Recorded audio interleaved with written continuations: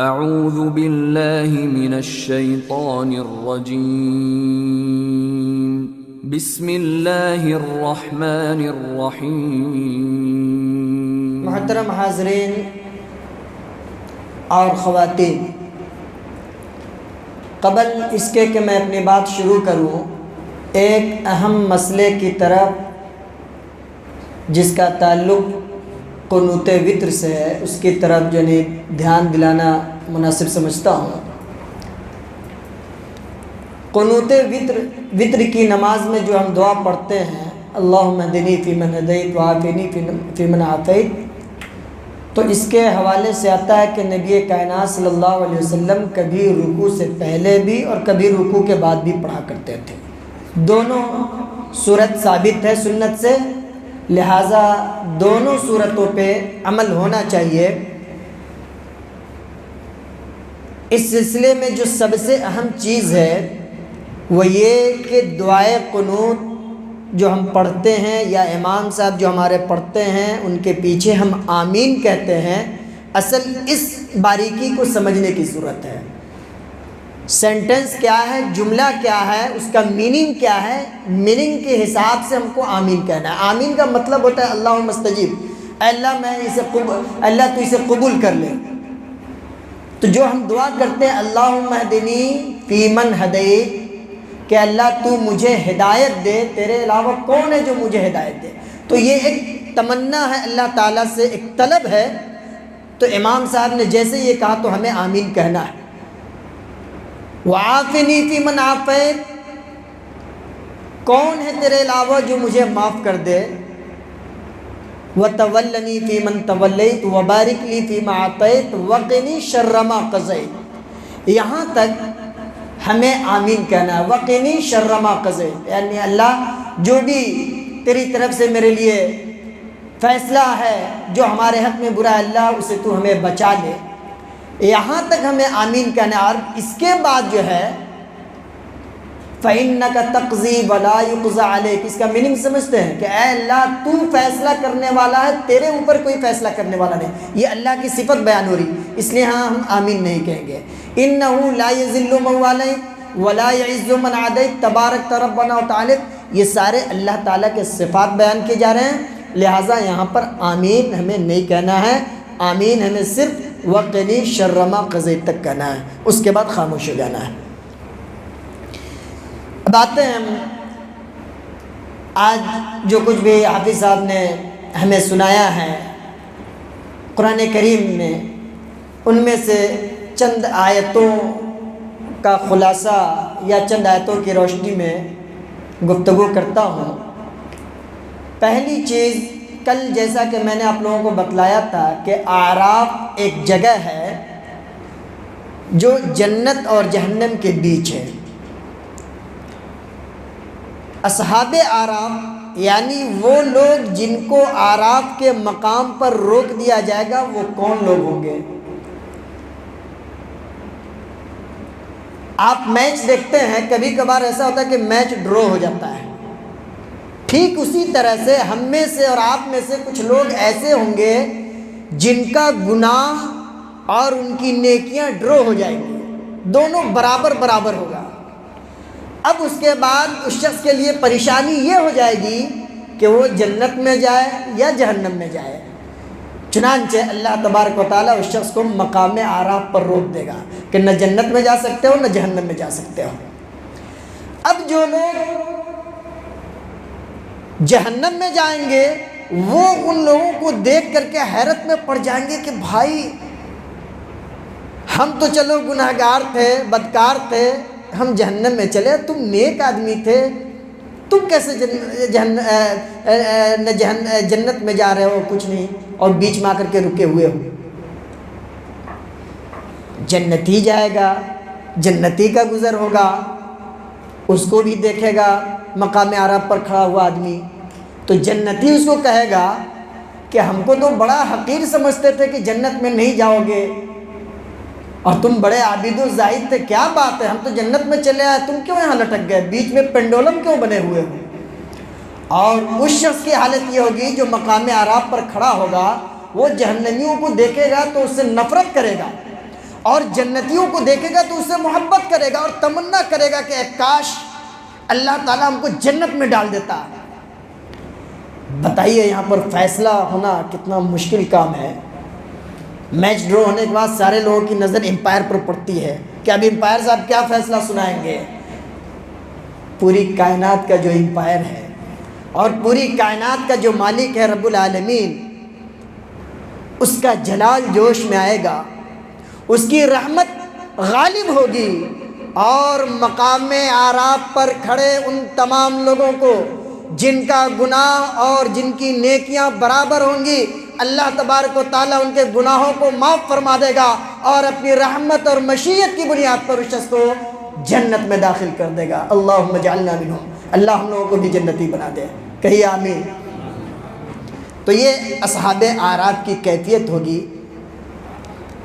آج جو ہم لوگوں نے پڑھا ہے اس میں اللہ تبارک و تعالیٰ نے ایک چیز ہمیں بتلائی ہے کہ فرما برداری جب آپ اللہ کی کیجئے گا، اللہ کے حکم کو مانیے گا تو اس کے فائدے ملیں گے آپ کو، اور نافرمانی کیجئے گا تو اس کا نقصان بھی اٹھانا پڑے گا۔ اور یہ کوئی ضروری نہیں کہ انسان جب آخرت میں جائے گا تبھی اس کو اس کے نیکیوں کا بدلہ یا گناہوں کا بدلہ ملے گا، ایسا کوئی ضروری نہیں، وہاں تو ملے گا ہی، اس کے آثار دنیا میں بھی نظر آتے ہیں۔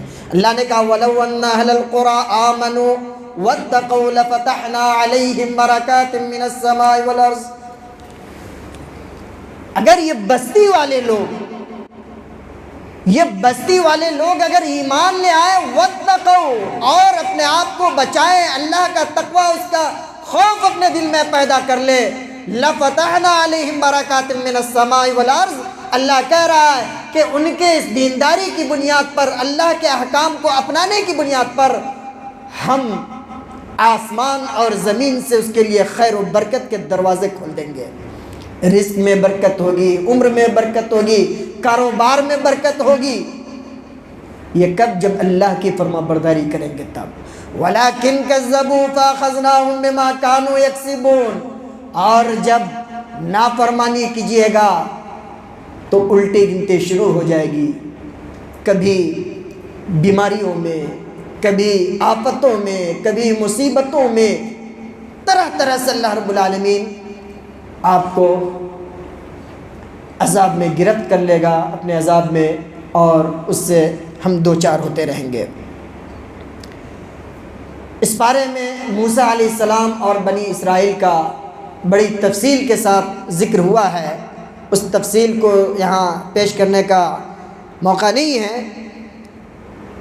مختصر طور پر یہ کہ وہ قوم، بلکہ فرعون نے حضرت موسیٰ علیہ السلام کو اتنا پریشان کیا، اور یہ یاد رکھیے جب جب دنیا کی تاریخ رہی ہے اور آج تک جب بھی اہل توحید نے توحید کی دعوت پیش کی ہے دنیائے انسانیت کے سامنے، تو دنیائے انسانیت اس کی دشمن ہو گئی، اس کے راستوں کو تنگ کر دیا۔ یہ کوئی نئی چیز نہیں، یہ سنت ہے اہل توحید کی کہ جب جب انہوں نے توحید کا بیڑا اٹھایا ہے دنیا نے ان کو نشانہ بنایا ہے۔ ایسے وقت میں ایک مسلمان کا اور ایک موحد کا کردار کیا ہونا چاہیے، قرآن نے ہمیں بتلایا ہے، ربنا افرغ علینا صبرا وتوفنا مسلمین۔ جب توحید کی نعمت سے ہم مالا مال ہو گئے ہیں، توحید کی دولت سے مالا مال ہو گئے ہیں، تو ہمیں رب العالمین سے ہمیشہ دعا کرتے رہنا چاہیے کہ اے اللہ تو ہمیں اس پہ ثابت قدم رکھ، توحید پر اس پہ باقی رکھ، دنیا کی کوئی بھی طاقت ہمیں توحید سے نہ بھٹکا پائے، وتوفنا مسلمین، اور جب ہماری موت ہو تو اس وقت ہم مسلمان رہیں، مشرک نہیں رہیں، نافرمان نہیں رہیں، بلکہ اللہ کا نیک اور موحد بندہ بن کر کے ہم اس دنیا سے رخصت ہو۔ اسی طرح سے یہود و نصارہ کا تذکرہ ہوا، اور دعوت دین کا فائدہ کیا ہے، اس دعوت دین کے بارے میں بھی باتیں ہوئیں کہ انسان کو ہمیشہ دین کی طرف لوگوں کو بلانا چاہیے، لوگوں کی رہنمائی کرنی چاہیے، اور محمد رسول اللہ صلی اللہ علیہ وسلم کی رسالت پر ایمان لانا چاہیے، اس کی دعوت ہمیں سب کو دینا چاہیے۔ اور یہود و نصارہ ان کی کتابوں میں، توریت میں، زبور میں، انجیل میں، سب میں محمد رسول اللہ صلی اللہ علیہ وسلم کا تذکرہ موجود تھا، ان کو بتلایا گیا تھا کہ الذین یتبعون الرسول النبی الامی الذی یجدونہ مکتوبا عندہم فی التوراۃ والانجیل یأمرہم بالمعروف وینہاہم عن المنکر ویحل لہم الطیبات ویحرم علیہم الخبائث۔ اس نبی کی صفت یہ ہے کہ وہ نبی ان پڑھ ہے، امی ہے، اور اس کا تذکرہ توریت میں، زبور میں، سب میں ہے، انجیل میں ہے۔ اس نبی کی خوبی کیا ہے؟ یامرہم بالمعروف، اپنی امت کو بھلائی کا حکم دیتا ہے، نیکیوں کا حکم دیتا ہے، وینہاہم عن المنکر، اور برائیوں سے روکتا ہے، ویضع عنہم اصرہم والاغلال التی کانت علیہم، اور دنیائے انسانیت کے کندھوں پر جو طوق پڑا ہوا ہے، جو بوجھ پڑا ہوا ہے، ہمارا نبی اس بوجھ کو اتارنے کے لیے ہمیشہ بے قرار رہتا ہے۔ اس لیے اس نبی پر ایمان لانے کی ہمیں دعوت دی گئی ہے۔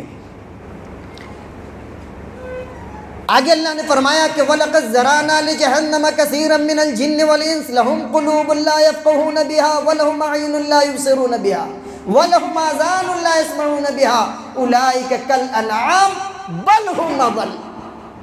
اور بڑی بات کہا اللہ نے اس آیت کے اندر کہ ہم نے بہت سارے جناتوں کو اور انسانوں کو اس لیے پیدا کیا ہے کہ وہ جہنمی ہوں گے، جہنم کے لیے پیدا کیا ہے۔ اور وہ کون ہے؟ لہم قلوب لا یفقہون بہا، اللہ نے ان کو دل دیا ہے، دل سے وہ اچھی باتوں کو سمجھ سکتے ہیں لیکن وہ دین کی باتوں کو نہیں سمجھتے۔ لہم قلوب لا یفقہون بہا ولہم اعین لا یبصرون بہا، اپنی نگاہوں کے سامنے دیکھ رہے ہوتے ہیں کہ لوگ اللہ کو چھوڑ کر قبروں کو سجدہ کر رہے ہیں، لوگ اپنی نگاہوں سے دیکھ رہے ہیں کہ اللہ کو چھوڑ کر غیر اللہ سے مانگا جا رہا ہے۔ وَلَهُمْ آذَانٌ لَّا يَسْمَعُونَ بِهَا، اور ان کے کان میں یہ آواز جاری، ان کو بار بار اہل توحید یہ پیغام دے رہے ہیں کہ لوگوں اللہ کو چھوڑ کر کسی اور کی عبادت نہ کرو۔ وہ اپنے کانوں سے اس بات کو، حق کی بات کو سننا گوارا نہیں کرتے۔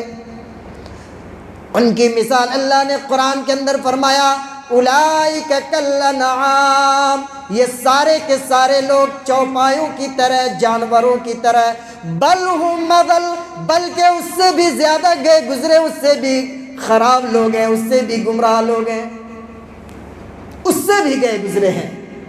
تو اگر ہمیں اللہ نے توحید کی نعمت سے نوازا ہے اور دین کی حقیقت کو ہم سمجھ رہے ہیں تو یہ اللہ کا بہت بڑا انعام ہے ہمارے اوپر۔ ہمیں اپنے رب کا ہمیشہ شکر گزار ہونا چاہیے اور دعا کرنا چاہیے کہ اللہ تو ہمیشہ ہمیں توحید پر اور دین حنیف پر ثابت قدم رکھ، ہمارے پاؤں میں لغزش نہ آئے۔ ہمیشہ اس بات کی ہمیں دعا کرنی چاہیے۔ اور اللہ نے ایک نسخہ ہمیں بتلایا ہے، وَلِلَّهِ الْأَسْمَاءُ الْحُسْنَى فَادْعُوهُ بِهَا وَذَرُوا الَّذِينَ يُلْحِدُونَ فِي أَسْمَائِهِ۔ بڑی پیاری بات بتائی اللہ نے۔ اللہ کا جو نام ہے اللہ، اس کے علاوہ بھی اللہ کے نام ہیں جس کو صفاتی نام کہا جاتا ہے، اسماء حسنہ جس کو کہا جاتا ہے۔ اللہ نے کہا کہ اسی اسماء حسنہ کے ذریعے آج ہم لوگ سیکولر بنتے ہیں، اپنی مجلسوں میں بھی، غیروں کی مجلسوں میں بھی جا کر کہتے ہیں ہاں اللہ اور بھگوان تو ایک ہی ہے، اللہ اور گاڈ تو ایک ہی ہے۔ یہ عقیدہ غلط ہے مسلمانوں۔ اللہ کا نام کہیں بھی قرآن و سنت میں بھگوان، رام یا گاڈ یا فلاں چیز نہیں آیا ہے۔ وہی نام ثابت ہے جو نام قرآن میں ہمیں بتلایا گیا ہے اور جو نام محمد رسول اللہ صلی اللہ علیہ وسلم کے فرمان میں ہمیں بتایا گیا ہے۔ ہمیں اس پہ ایمان رکھنا ہے، وہ جیسے ثابت ہے اسی طرح اسے ماننا ہے، اس میں کوئی تعویل نہیں کرنی، کوئی تعریف نہیں کرنی اور نہ کسی چیز سے اس کو تشبیہ دینی ہے۔ ہمیں اللہ کے صفات کو ماننا ہے اور انہی صفات کو ذریعہ بنا کر کے انہی کے ذریعے ہمیں اللہ رب العالمین سے دعائیں بھی کرنی ہیں، تبھی جا کر کے ہم اور آپ کامیاب ہوں گے۔ ایک اہم بات، اور یہ بڑا لطیف معاملہ ہے، بڑا باریک معاملہ ہے کہ کیا نبی کائنات صلی اللہ علیہ وسلم کو ہمارے بعض بھائی جن کا یہ عقیدہ ہے اور لوگوں کو گمراہ بھی کرتے ہیں کہ نبی تو وہ ہے جو کل کی باتوں کو جان رہا ہے، اللہ کی قسم دنیا کے سارے فلسفے جھوٹے ہو جائیں گے لیکن رب کی آیتیں کبھی جھوٹی ہو سکتی ہے؟ نہیں ہو سکتی ہے۔ کائنات بدل جائے، سورج پورب کے بجائے پچھم سے نکل جائے، لیکن رب کی آیتوں کا انکار اور رب کی آیتیں کبھی جھوٹی نہیں ہو سکتی، رب کا کلام کبھی نہیں بدل سکتا۔ اللہ تعالیٰ کہہ رہا ہے، اپنے نبی کو کہہ رہا ہے کہ اے نبی آپ اپنی امت کے لوگوں سے کہہ دیجئے لا املک لنفسی نفعا ولا ضرا الا ما شاء اللہ، کہ لوگوں نفع اور نقصان کا جو معاملہ ہے خود میں اپنی ذات کے لیے، جبکہ میں اللہ کا بھیجا ہوا نبی اور رسول ہوں، میں اپنی ذات میں بھی اپنے آپ کے لیے مفید نہیں ہوں، نفع بخش نہیں ہوں، مضر نہیں ہوں، الا یہ کہ اللہ تعالیٰ ہمارے لیے جو مقدر کر دے۔ وَلَوْ كُنْتُ أَعْلَمُ الْغَيْبَ لَاسْتَكْثَرْتُ مِنَ الْخَيْرِ، اور سنو ببانِ دہل قرآن کی زبانی یہ سنو اور یہ اعلان کر رہا ہوں مسلمانوں، اللہ اپنے نبی کو بتلا رہا ہے کہ لوگوں کو کہہ دو جو لوگ شرک کی غلاظتوں میں اٹے پڑے ہیں اور جو تیرے واسطے یہ دعویٰ کرتے ہیں کہ ہمارا نبی کل کی باتوں کو جانتا ہے، اسے کہہ دو کہ وَلَوْ كُنْتُ أَعْلَمُ الْغَيْبَ لَاسْتَكْثَرْتُ مِنَ الْخَيْرِ، اگر غیب کی باتوں کا علم مجھے ہوتا، کل کیا ہونے والا ہے اگر اس کو میں جان جاتا تو لَاسْتَكْثَرْتُ مِنَ الْخَيْرِ، دنیا کی ساری بھلائیاں اکٹھے کر لیتا اپنے لیے۔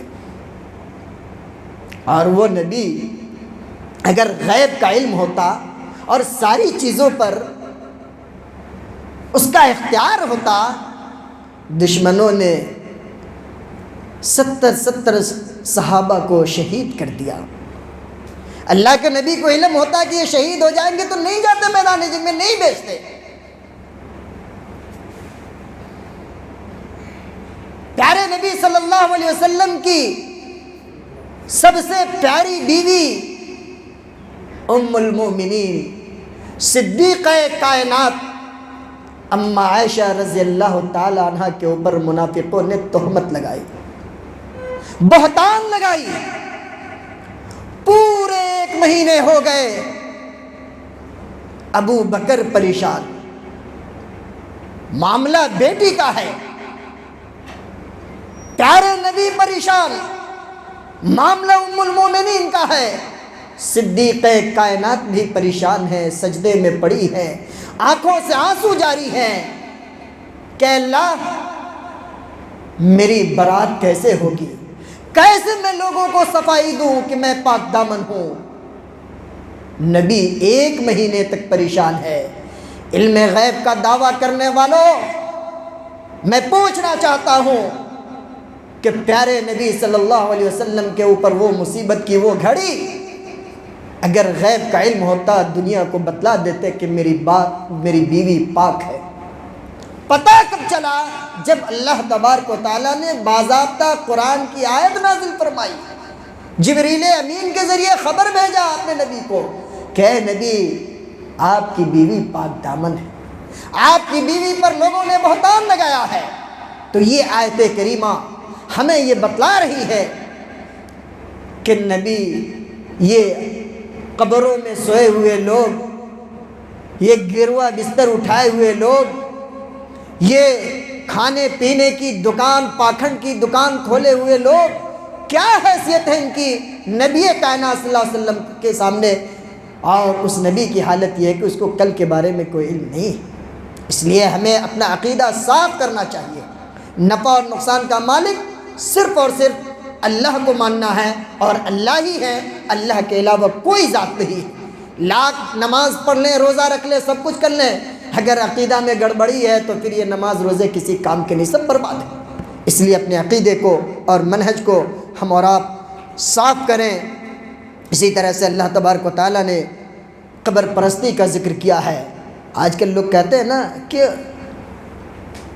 وہ تو مشرکین تھے، جو قبر کو پوجتے تھے ہم تو ولیوں کو پوجتے ہیں، ہم تو نیک لوگوں سے لو لگاتے ہیں، ان کو وسیلہ بناتے ہیں، پتہ چلا وہ کفار و مشرکین بھی ڈائریکٹ بت کی پوجا نہیں کرتے تھے، انہوں نے بھی پہلے اپنے ولیوں کی، اپنے بڑے بزرگوں کی تعظیم کی اور ان کی محبت میں اس قدر اندھے ہو گئے کہ بعد میں چل کر کے اس کا اسٹیچو بنایا، بت بنایا اور اس کی پوجا کرنے لگے، پرستش کرنے لگے۔ یہی حال آج بھی ہے، پیر صاحب کا اتنا ہاتھ چومتے، اتنا پاؤں چومتے ہیں کہ چومتے چومتے بیچارے کی موت سے پہلے ہی اس کا مزار بنا دیتے ہیں اور جا کر کے اس پہ اپنی پیشانی کو رگڑنے لگتے ہیں۔ تو کفار و مشرکین میں اور آج کے مشرکین میں کوئی فرق نہیں، اس لیے اللہ تعالیٰ نے کہا کہ ان الذین تدعون من دون اللہ عباد امثالکم، اللہ کے علاوہ جن کو تم پوجتے ہو، پکارتے ہو، جن کی عبادت کرتے ہو، وہ تمہاری ہی طرح ایک انسان ہے۔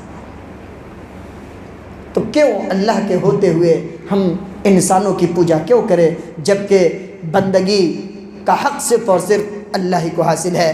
آخری بات سورہ انفال جو اس بارے میں ہے، اس کی ابتدا اللہ تبارک و تعالیٰ نے کی اور اس کے آغاز میں اہل ایمان کے صفات بیان فرمائے، اہل ایمان کے صفات، ان کے اوصاف، ان کے خصائص اور ممیزات کو بیان فرمایا۔ اللہ نے کہا انما المؤمنون الذین اذا ذکر اللہ وجلت قلوبهم، مومن وہ ہیں کہ جب ان کے سامنے اللہ کا ذکر کیا جاتا ہے، اللہ کی باتوں کو ان کے سامنے رکھا جاتا ہے، وجلت قلوبهم، ان کے دل دہل اٹھتے ہیں، دل ان کا پسیج جاتا ہے۔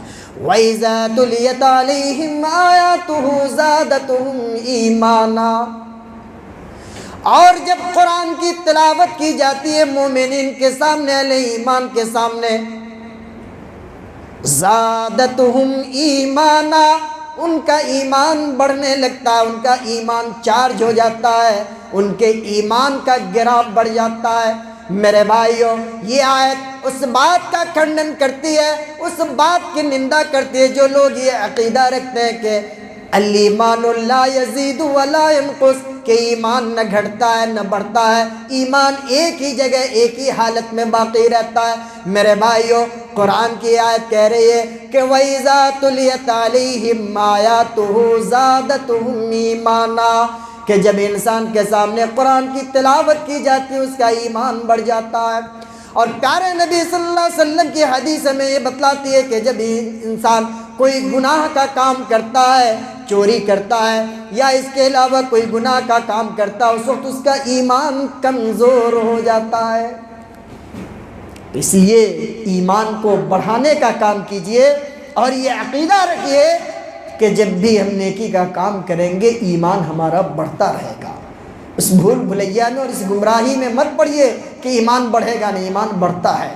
دعا ہے رب العالمین سے کہ اللہ تبارک و تعالی ہم تمام مسلمانوں کے ایمان کی اور ہمارے توحید کی سب کی حفاظت فرمائے۔ اللہ رب العالمین ہمیں سچا، پکا، کامل، حقیقی مسلمان بنائے، آمین۔ وآخر دعوانا الحمدللہ رب العالمین، وصلی اللہ وسلم علی نبینا محمد وعلی آلہ وصحبہ اجمعین، والسلام علیکم ورحمۃ اللہ۔